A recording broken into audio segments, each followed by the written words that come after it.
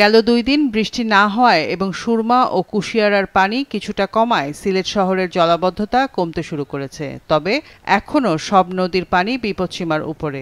পানিবন্দী প্রায় 10 লাখ মানুষ। দুর্গতদের জন্য খোলা হয়েছে 710টি আশ্রয়কেন্দ্র।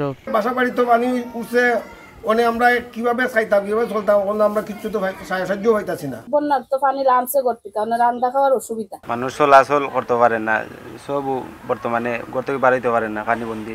আটুয়ানিতে তো পালং টালং ভিজিয়ে একবারে ফ্রিজ টিরিজের অবস্থা, তোলার টাইম পাইছি না, এমন অবস্থা।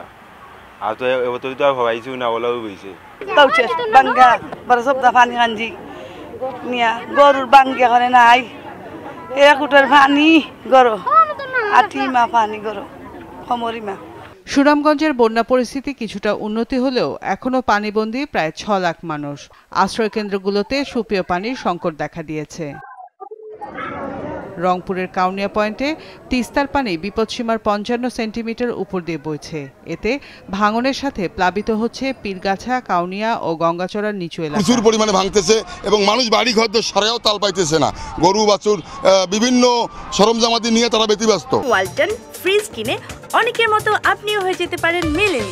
সেরা পণ্যের সেরা অফার। কুড়িগ্রামের তিস্তা, দুধকুমার, ব্রহ্মপুত্র ও ধরলা নদী সহ 16টি নদীর পানি বৃদ্ধি অব্যাহত রয়েছে।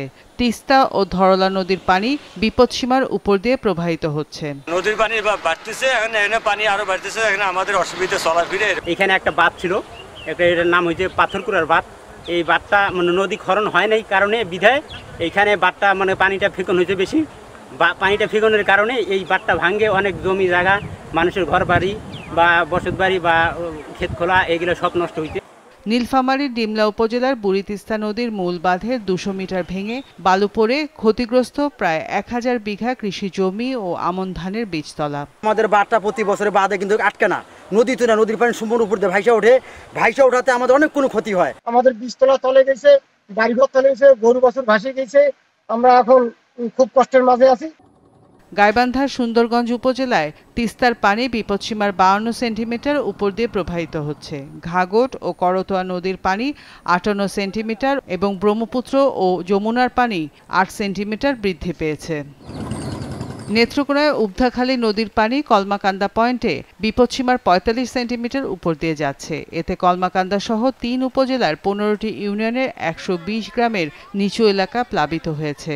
চারিদিকে পানি, নৌকা ছাড়া ঘর থেকে বারণের মতো কোনো বাইজ নাই। এই যে যারা বাড়ি ঘরে আছে তারা যে বাইরেব বাজারে যাবো এরকম কোনো পরিবেশই নাই। চুলা অনেকজনের চুলার মধ্যে পানি উঠে গেছে, আগুন ধরাইতে পারতেছে না, রান্না খাওয়া বন্ধ। যার গ্যাস আছে তো আছে, আর যার নাই চিরাটিরা মুড়ি টুড়ি আনি এগুলো খাইতেছে, এভাবে চলতেছে। বাতাসে হানি আমরা বাইরের কেমাতা নাই, বুঝছো নাও কোনদাও নাই। আমরা এই অবস্থা, আমরা 8-10টা ঘর, আমরা অবস্থা তো খারাপ হয়ে, আমরা তো খুব কষ্টে আছি। বাড়িতে পানি উঠেছে, বাথরুম সবকিছু তলে আছে, আমরা বাইরে করে যাইতে অসুবিধা, বিরাট সমস্যা। ফোলা ফান লইয়া। রওশন জাহান মিষ্টি, মাছরাঙা নিউজ ডেস্ক।